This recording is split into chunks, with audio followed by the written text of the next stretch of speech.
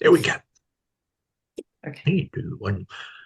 Good morning, folks, on this wonderful sunny day. It's going to be hot, I'm informed. Right. Now, this is our last talk before we go off on our summer holidays. So we will go out with an interesting talk. This is one by our friend Caroline Walmsley, whose title being Why I Am a Quaker. Caroline. Okay. Thank you, Ray. Um, yeah, the title I was given is Why I Am a Quaker, and so I am actually concentrating on the why, which is a really interesting thing to do. I am a Quaker, but you don't often think about why. So that's where I'm going from. And I'm going to start by telling you how I became a Quaker. And that started with my dad. I was brought up going to the local parish church with my mum, with my hat and my white gloves, and doing all of those bits and pieces. And then afterwards, we would go down to my grandmother's house. That's my dad's mum, and have a cup of tea and little cakes with nothing in them, so that we could all enjoy them. And then my dad saw an advert in The Guardian for the Quakers. And being a bit of an explorer, a seeker, he wrote off and got the bump back and was interested in what he read. So he started going to local meeting. And we met up at my grandmother's house and she stopped talking to him. Ooh. And after a bit, he went down to see her and he said, Right, Mum, what's the problem? She said, These Quakers. Yes, Mum. Does it mean that you can't sleep with joy anymore? No, Mum. Oh, well, that's all right then. She seemed to think we were the exclusive Plymouth Brethren or something like that. And her absolute fear was that the family would break up. So my dad carried on going to Quakers. And when I was about 14, I was intrigued and I went to a meeting, um, really to find out what was going on. But I kind of enjoyed the silence, which for a 14-year-old is possibly not normal, but I did. Um, there was a lady there, elderly lady, who came in Sunday after Sunday, sat in a chair and promptly fell asleep and was asleep for the entire meeting. And she was somebody that I found fascinating. And then one Sunday, halfway through the meeting, she woke up and she looked around the meeting and she said, Thank God for the gift of sleep. And instantly went back to sleep again for the rest of the meeting. And I never saw her awake in meeting ever again. But that intrigued me too. You're allowed to fall asleep. You're allowed to thank God that you can sleep. Now I'm older, I totally understand. But at that time, I didn't. Um, and I went on and off. Um, and then there was one meeting, I guess I would have been about 15 or 16 by then, when something landed on my shoulder and I was going to flick it off and saw it was a ladybird. So I didn't, just left it there. And as I sat there, I thought, that's what we do with people when we don't know what they are, when we don't know who they are. We want to flick them away. Mm. If we just stop and think for a moment. And I knew that I was supposed to get onto my feet and speak. I knew it. But I didn't. I just, but I think that was my first experience of being moved to speak. Mm. And yes, you can ignore it, but you know what it is. Mm. So time went on, and well, I met my husband when I was 11. We started going out when I was 13. And by the time I was 18, he'd asked me to marry him. So we went to see the local vicar to see about getting married there. And he was extremely kind and pleasant. But he said, he was telling us what we'd have to do. And we were saying, I don't think we can say that. Can we leave that bit out? He said, yeah. And then something else would come up and we'd say, we're not really happy with that. And very kindly, in the end, he said, I don't think you want a Church of England wedding. And we said, no, we don't. So we went to talk to the Quakers. And it was exactly what we wanted. Exactly what we wanted. Yes, we were very young, but we were supported. I'm sure people in the meeting did think they're too young. Nobody ever doubted it. They asked us questions to see if we really knew what we were doing. And I don't suppose we did really, but we thought we did. We really thought we did. It's one of the reasons I continued to be a Quaker, because that marriage, that ceremony has seen us through the tricky times that any marriage has. Mm. It's always been there. That certificate, if the house was burning down, the certificate is what I would find and take. Mm. So that support, that love, but ultimately that it's down to you. Nobody else is going to marry you. You do it or it doesn't happen. That is what, in those early days, Quakers were about for me. It's down to you. You sort it. So I'm a Quaker because I was intrigued. I'm a Quaker because I was supported. I'm a Quaker because it's down to me. That was the early days. And I guess I can change my life into three sections. And the second one is a fallow period in the middle. Went to university, had a great time. Even as a married woman, I had a great time. And I went occasionally to Dunblane meeting. I don't know if anybody's ever been there, but it's in a cave cut into the hill. And it's a fascinating but very cold little meeting house. And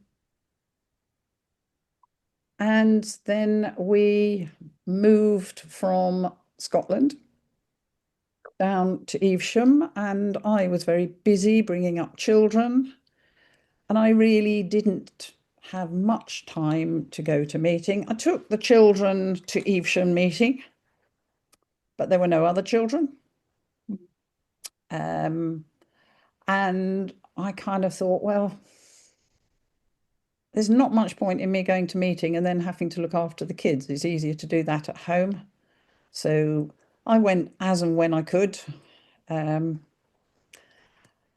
then we moved to Devon, and the same thing happened. Tiny little meeting in Devon. Very warm, very friendly, but again, no children.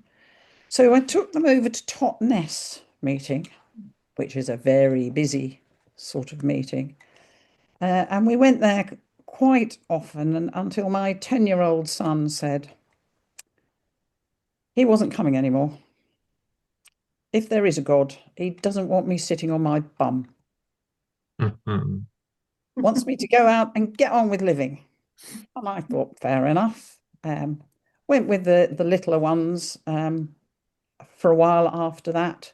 Then that children's meeting folded. Time went on. Why was I still a Quaker? All those times I couldn't go to meeting. Why was I a Quaker? The clerk of Kingsbridge meeting would phone me up every 4 months, say, how are you doing? And I'd find time to sit. We had 5 kids, so it was a busy time. But I found time to just sit 5 minutes. She was genuinely asking how I'm doing, and I was allowed to tell her properly how I was doing. And I knew that that meeting was carrying on. It was going on, even though I couldn't be there. I knew it was happening on a Sunday morning, and that mattered a lot to me. That I could be a part of it, even though I wasn't there. So that sense of community, even though it's very distant, was hugely important. And another thing dear Francis did for me, we had very, very little money at the time. And I wasn't entirely sure sometimes how I was going to feed the kids. And she gave me a £10 note. And she said, this isn't for the kids. This is for you. You've got to do something with it. And I put it in my purse. And I kept it there. And I had it for about 5 years in my purse. It was for me. And that simple act of kindness and generosity is another reason that I'm a Quaker. So I don't know how much longer you want me to go on, really. I could go on to the next phase, which is where I threw myself into Quaker thinking. Is that what you want to do? My immediate reaction was, don't stop. Yeah, yeah, Here, here. I agree. So the children grew up and I had time. And I started going to meeting regularly. And I found the community that I'd always thought was there, but it was there, even though we were only, maybe 8, 10 people, very small meeting, but so warm, so caring. We had our ups and downs. There was one time when we had, I don't know if you've ever met one, a fundamentalist Quaker. He talked about seventh day and first day. He wore Quaker, traditional Quaker garb. He was very, very Bible-based, Christocentric. And then we had a woman there who was very interested and in the wise women and New Age thinking. And the clash was really quite amazing. They could not have been further apart from each other. And friends listened to them, gave them space to speak. In the end, he had to leave. He had to go to a Christocentric meeting that was Bible-based, which he did. And she left and went to Totnes, which was much more her thing. But again, that you're allowed to speak, that you're allowed to think for yourself was really, really important. I went to my first area meeting which was a killer. We spent an hour and a quarter debating whether we should put the price of the newsletter up by 15 pence. I thought, well, if this is Quaker stuff, I really don't know if I can do this. But I persevered. And eventually I became clerk of our meeting, clerk of area meeting, and my most beloved role of all was registering officer in Devon.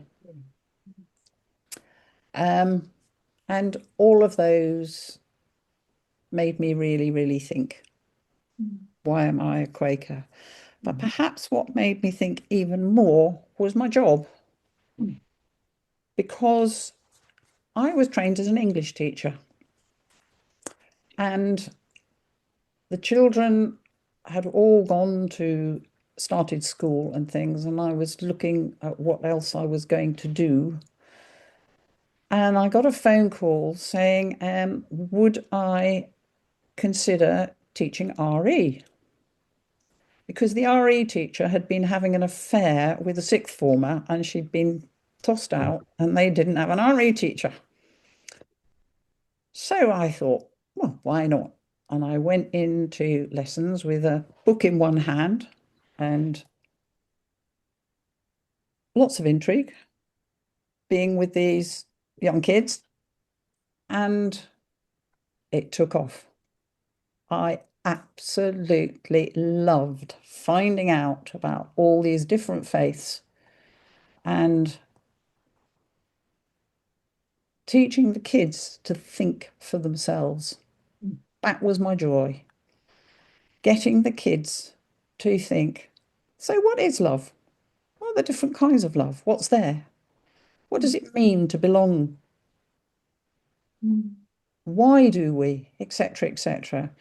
So at that time, GCSEs and things were look at a question, what might a Muslim say about it? What might a Christian say about it? And then crucially, 50% of it was, what do you think and why? And absolutely, it was what it was about. And that's where being a Quaker was fabulous, because I could embrace all of them. I could look at all of it and know that a Quaker would be comfortable in any of those settings, because we could question. We could say, well, why this? Why that? I agree with this. I don't agree with that. And that would have been okay. And I could do that with the kids. So it was just a golden time for me. Absolutely loved it. Had a wonderful team. We had a head of department who persuaded the head of the school that we should have RE as compulsory subject. Unheard of. But we did till GCSE.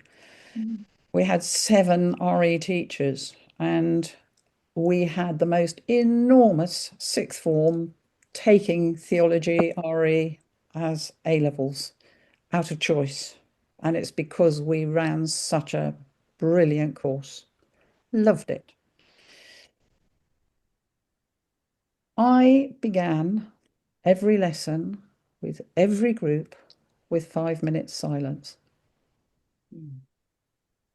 They came in, they sat down, and we settled for 5 minutes. And sometimes it was 10 minutes in silence. It was magical. Even, I think probably the group that most astounded me was a bunch of 10 lads who had sort of been, we weren't supposed to be setted, but these lads just didn't fit. And I had them, and they settled for 10 minutes. They settled. And it was magical, just magical. And that was my Quaker background, without a doubt. The George Fox once said, or once proposed to have said, the Bible says this, the scriptures say that, but what canst thou say? Yeah. Which I think is relevant to what you were saying just now. It's we each have our own views. Yeah. Yeah, I used to say to the kids, why do you think we're doing this? And they said, oh, because you're trying to get us quiet for our lesson. Very realistic, perhaps, but I would always say no. No, this is to give you 5 minutes, just 5 minutes to just be. What you do with that 5 minutes is entirely up to you in your head. And I gave them a little bit of guidance as to how they could use that 5 minutes, but some of the kids found it much harder than others, of course. I only ever had one young person who simply could not do it. Could not, to the extent that she interrupted everybody else. Because I had I usually once a term, I would take them and we would spend the entire 50 minutes meditating, breathing, whatever. We lay down on the floor and we did it, the whole thing. She couldn't bear it. So I said, that's fine. Just leave the room. It's absolutely fine. Just go and be outside, read a book, do whatever you like. And she couldn't do that. She had to come in and interrupt us. She had to break that silence. Very sadly, many years later, she committed suicide. And I'm absolutely sure that whatever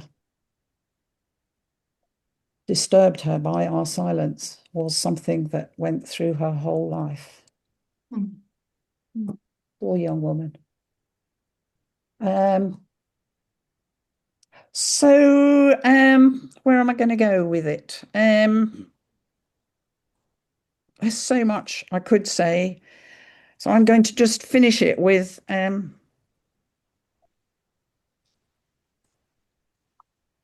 something I heard on the radio once. A bloke was doing a report about his research into religious communities. And he said, really, the faith is not what's important. It's the sense of community and everybody being able to think in the same way that makes religious communities. It doesn't really matter what they believe. And I thought about that. And I thought, yeah, I can see that. But actually, it's more than that for me. Meeting for worship is absolutely at the heart of it. And that silence, even if it's just two of you, it doesn't have to be the big community that this guy was talking about. Just two of you. And that silence and that sense of trying to connect with something other. And I can't use the word God very comfortably. I do now because so many people find it easier. But the spirit, the light, something other, an energy. That is what is at the heart of Quakers for me. And all the other bits, terribly important, community and love and understanding and all the rest of it. But that is what is it, why I am a Quaker. I've rattled on for a long time. We have enjoyed the rattle. Very, very, very interesting indeed. Thank you. A lot of people speak quite a lot longer on lesser subjects. I think it's you've given us real depth. Thank you. I could talk at great length about being a registering officer. Mm. I mean, that's just such a privilege I to would be a like registering I officer. would like to hear a little bit about that, but I'm also rattling on having 8 RE teachers. I'm wondering what kind of school it was that can have 8 RE teachers. Did you mention what school it was? It was the local comprehensive. And one of the things I really loved about that school was because we were in Kingsbridge, it was a long way to go to a private school or a grammar school or anything like that. So we were about as truly comprehensive a school as you can imagine. And we had the farmers' kids and we had the doctors' kids, and we had a real mix of intellect and practical kids, all that sort of thing. So when I joined, we were about 900 in the school. We had an inspirational head of department, but we also had a head of school who was willing to take a risk. And he was persuaded to let us try this. And our head of department said, I guarantee you, we will get the exam results that you need for this school, which we did. We did. We got the exam results. But more importantly, we got the kids intrigued, and we got kids coming to school who weren't coming to school before. But we were able to do that. We were allowed to do that because the syllabus at the time, as I said, had this 50%. What do you think? You can think whatever you like as long as you can justify it and explain it. That's all gone. And I gave up teaching when the new curriculum came in, which is about absorbing information and then regurgitating it. That's it. And I couldn't bear it. It was just awful. So I mean, I was lucky. I was at retirement, and I could say, this is not for me. And the whole thing fell apart, and it no longer has RE as a statutory within the school. It's gone. But we had 10 years, and it was fabulous. A number of years ago, central meeting, which I go to, had 5 or 6 people going, and that lasted for a number of years, but we kept going. And slowly, the meeting has been growing and growing and growing. Last Sunday, we had 26 people. And I looked around, I thought, I'm going to put out more chairs or make another circle or something, which was quite remarkable in that sense, because at Redland meeting they do that. There's quite a lot there. But I spoke of this to another vicar who I went to a meeting with. There was lots of different religions there, and I said, kind of, Quakers, there are more people are coming to Quakers. And he smiled and said, yes, but that's happening at other churches as well. He said that people are starting to discover again the idea, as you said, about coming together as a community, understanding that they are looking for something. Like Quakers, we're all seekers, and this is hopefully a growing thing. With the uncertain terms, people are turning to something more than physical, more than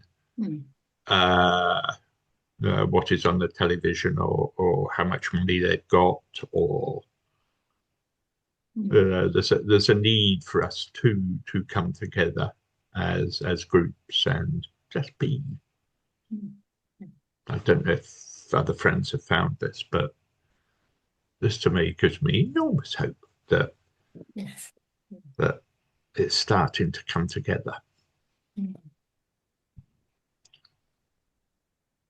We could certainly do that with that at Portishead, because we're very small in number, but more importantly, perhaps we're all female and we're all over 70.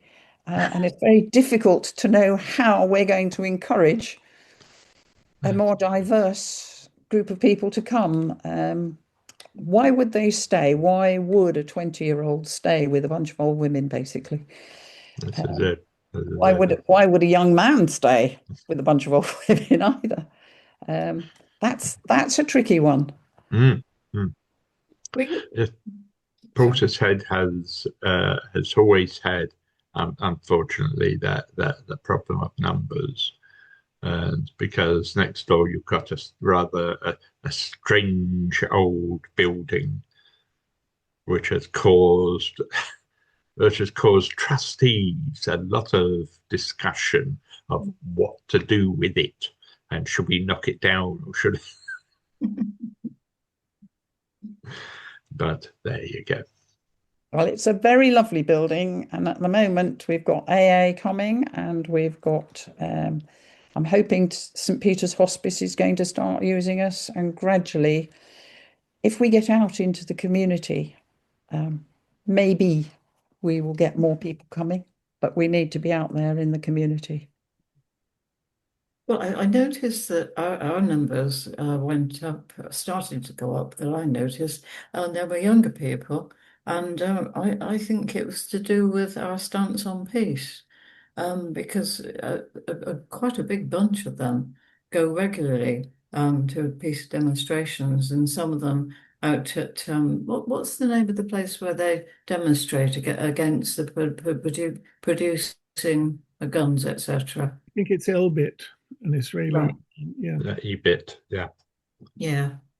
So, sometimes, having a stance on a particular thing that you make well known, like peace, it attract people to that, and it would then find that they were at home with Quaker ways of thinking too.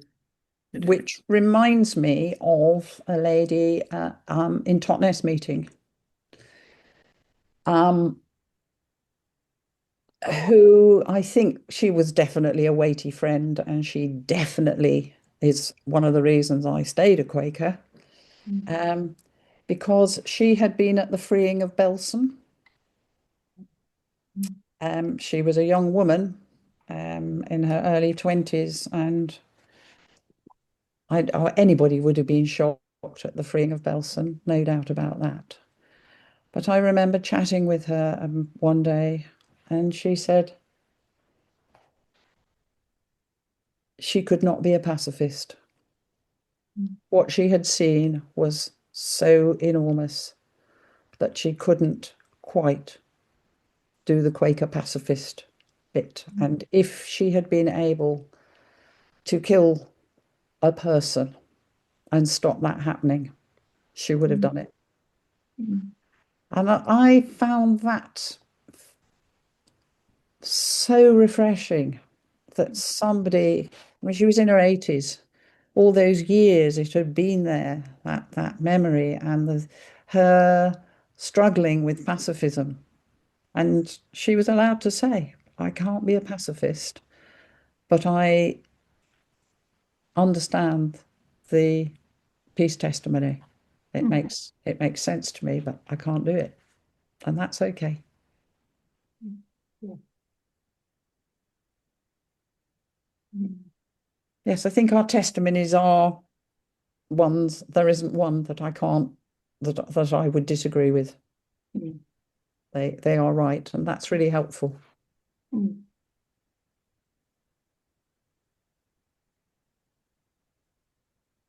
I'm going to ask a rather uh, uh, The question, do you say, well, no, or something like that?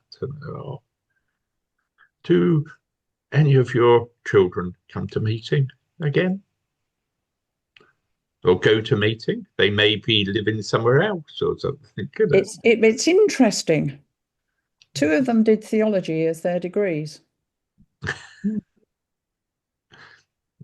One of them will go and sit in churches or any place of worship. She's not in slightest bit bothered. Any place. She will go and sit in there. Another one did a 10-day retreat, meditation retreat, and was looking at going to meeting. But she's got small children and a very, very busy life and things, and now is clearly not the time to do that. They are all completely in sympathy with Quaker values. But my son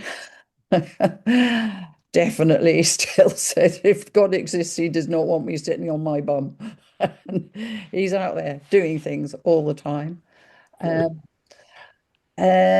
then one who I think is slightly uncomfortable with, not with me doing it, but would be uncomfortable herself. I don't think she could actually sit there.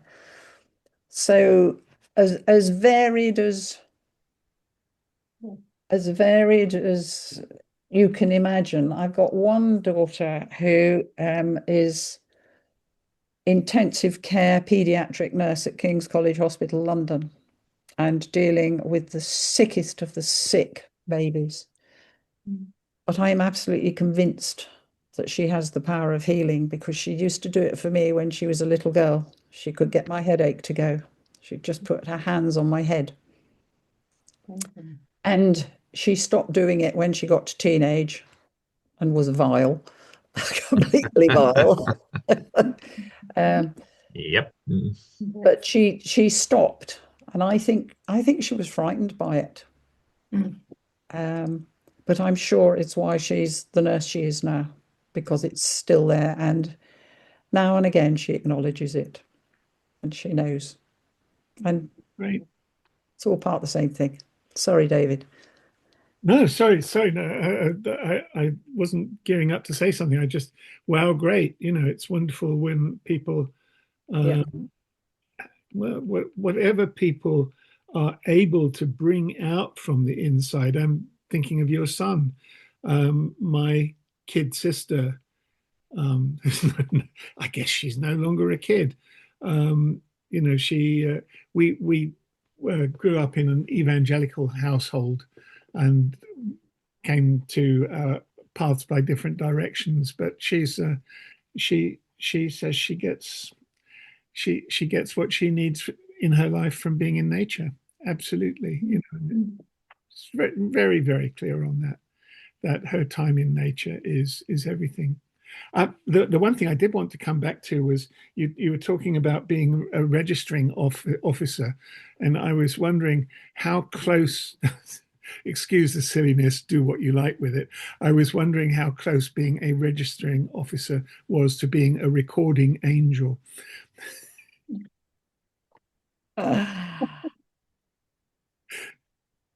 Well, I could talk about angels too, because I am absolutely certain that an angel is the person who's in the right place at the right time, and anyone can be an angel.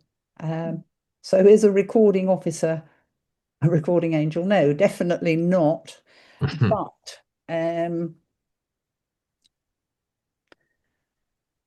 they are there to initially help people to think, is this right for me?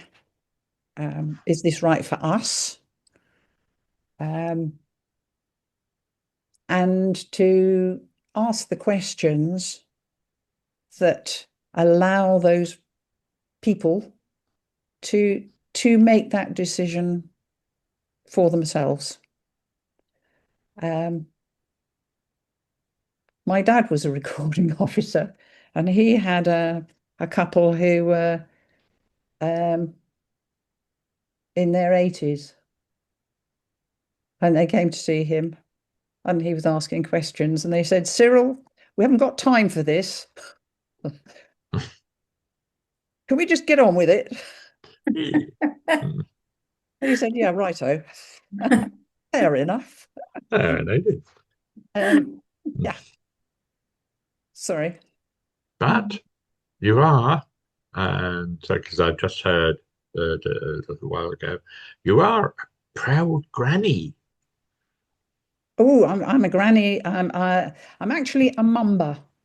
I said many years ago, I do not want to be granny. I don't want to be grandma. I want you to think of a name. And then one of the kids, as they were learning, the first, as she was learning to speak, actually, her mum really wanted me to be called grandma. But she was learning to speak, and one of my other daughters said, she called you Mumba. That's what you are. You're a Mumba. So I've been Mumba ever since, and I Uh, love it.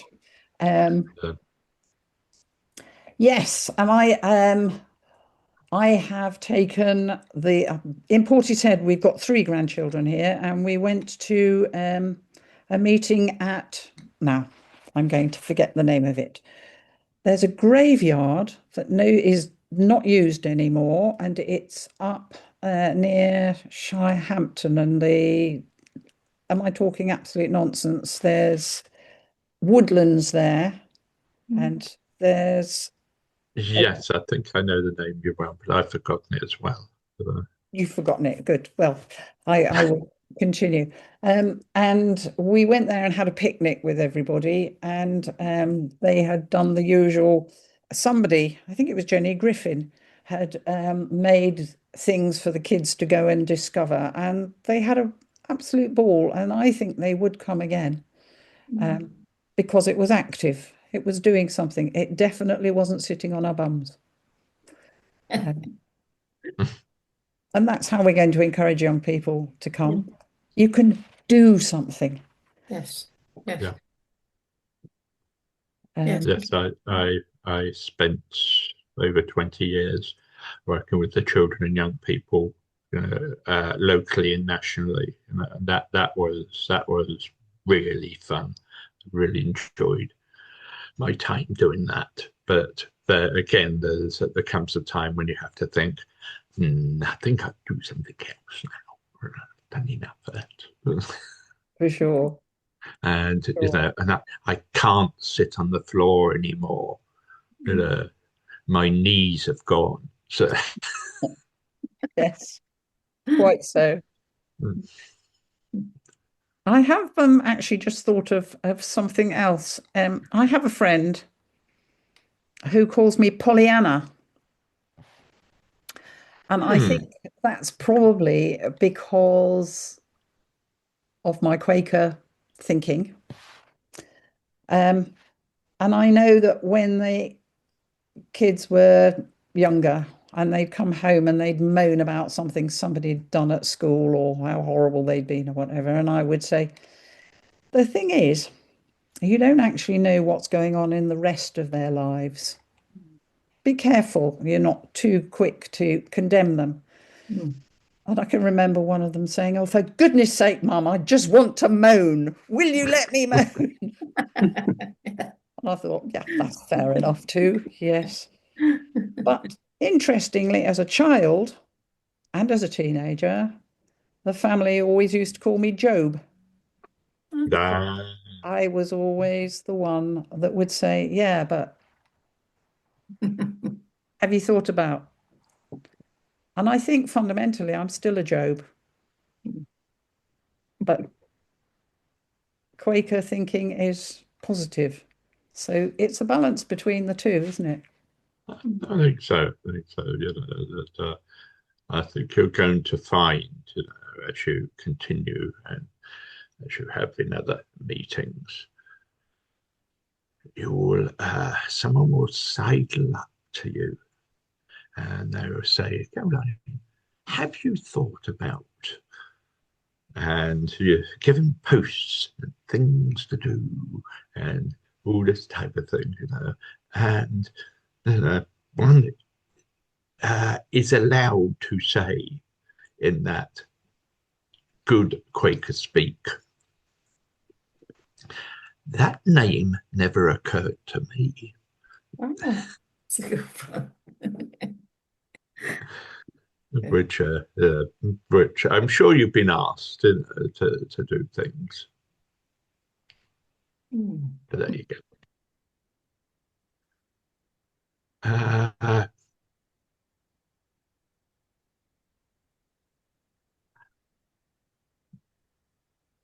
Where do we think, and this is something which I used to be asked by children as well, where do we think Quakers are going? Will we still be around in 2030? Because we are a small religion, a small part of the Christian religion, and they did the survey, the latest national survey, when we all had to fill in our survey things and all this lot, the percentage of people who say they believe in a religion was 30%,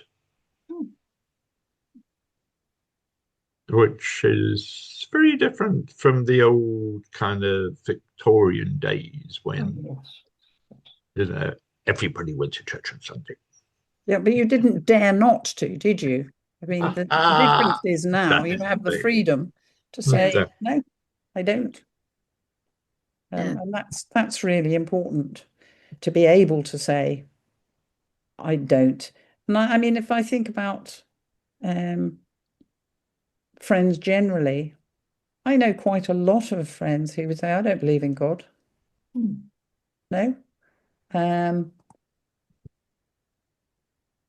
If you talk further, you say, if we just use the word nature, oh yeah, I can do nature. That's all right. There is an energy, there is a force about nature. So believing in a religion, I can quite see that's going to die. But the bit that really worries me is, have you heard this latest thing that the Charity Commission is possibly going to be putting limits on what we're allowed to say. So we can't support various things already. I mean, obviously you can't support Palestine Action, except people do. But they are going to put more and more limitations on what we are actually allowed to say. And for me personally, if that were to come in, I would want Quakers to say, well, in that case, we will not be a part of the Charity Commission anymore. We will lose our meeting houses, we will lose everything else, but we will not be silenced because the Charity Commission says we can't say these things. So maybe in 30 years' time, if that goes through, I don't know. But I feel really strongly about that. We cannot give in because of financial pressures from the Charity Commission to not being able to speak truth to power. We have to. And in that case, I think we would move from, because Quakers are more than our meetings. Quakers is a movement, and it can be in people's houses, it can be in fields, and in the centre of Bristol, meeting at the Cascades, the 200 people, 200 Quakers meeting outside the Cascades. Yeah.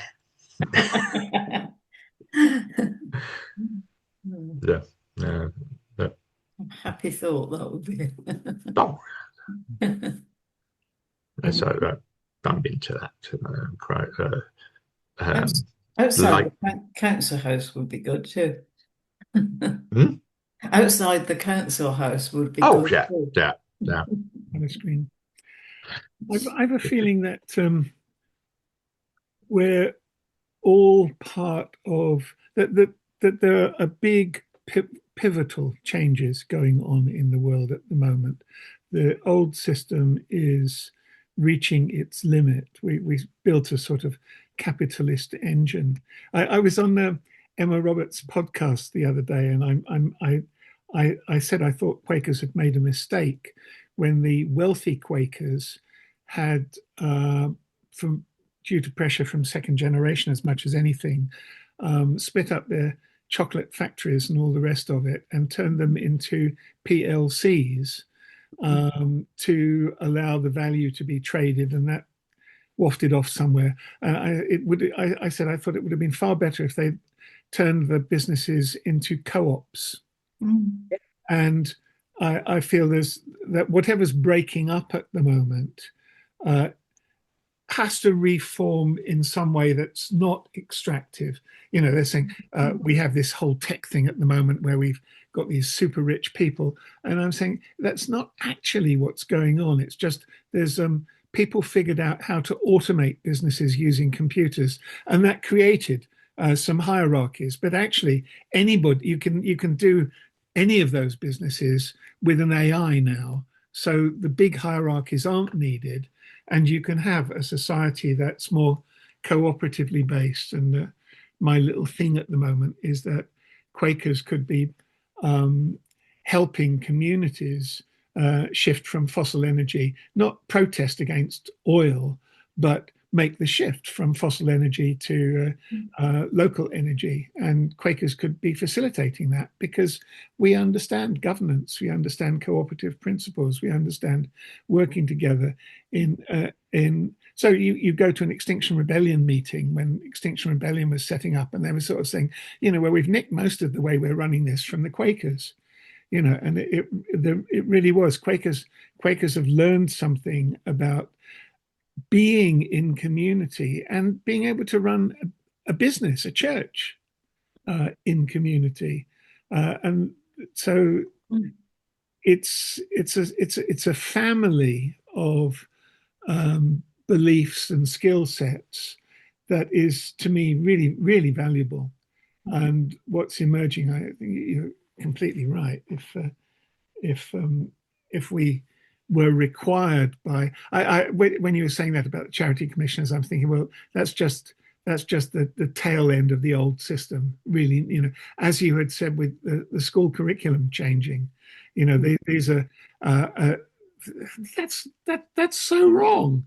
When are we going to turn around and get things right? And in the field I'm interested in, community energy, the government have made changes to make it possible for communities to form and reform around community owned energy. And if we can do that for housing and schooling and so on, and charities and governments, with Quakers really potentially having a central role in leading these changes. Other churches look at Quakers, joking to somebody the other day, well, the other churches, they're all around the Bible. Well, Quakers wrote their own book. In fact, they got two of them, so so I was joking, but that's the point. The point is that there's a reverence for life and for spirit, and an irreverence and willingness to discuss and challenge that is really valuable in Quakers. It sounds as if we could have a session on why I'm a Quaker, with all of you saying exactly why you're a Quaker. Yes, I'm a Quaker because I'm an old hippie, but that's mine, which I have spoken of on at least twice these discussions, which can be found if you're interested. Quaker talks are all out there, ready for people to watch, listen to, and yeah. Enjoy. enjoy. And just a quick technical announcement. There's a new feature on YouTube called Ask Ask Something, but the YouTube underneath the video, there's a button with a sort of funny logo, so with Ask, and you click on that, and you can ask questions about the video because it's got the transcript. And now it's not just got the transcript, but the AI is looking at it. And so you can click ask, and what comes up, and it says, give me a summary of the video. So you get a summary of the talk very quickly, which lets you, I like watching science fiction on YouTube, and you can very quickly look at one and say, oh, I'm not interested in that one. So in seconds, you can dismiss something, but equally in seconds, you can get the nub of what's been said and say, oh, this one I want to listen to. And I think I want to go and listen to that point. And it's got little pointers to timestamps. So this will be the first or the second to be published. They all have this retrospectively. But when your talk is published, Caroline, it will include this ask feature that will give you a nice summary of what the talk's about. Oh, good. Friends, I'm afraid I have to say I've got to either go and get my battery charger or say goodbye because this is going to go blank on me any second now. Okay. Well, it was an enormous pleasure to have you to come and talk, and I think I can safely say that the four of us have enjoyed the time.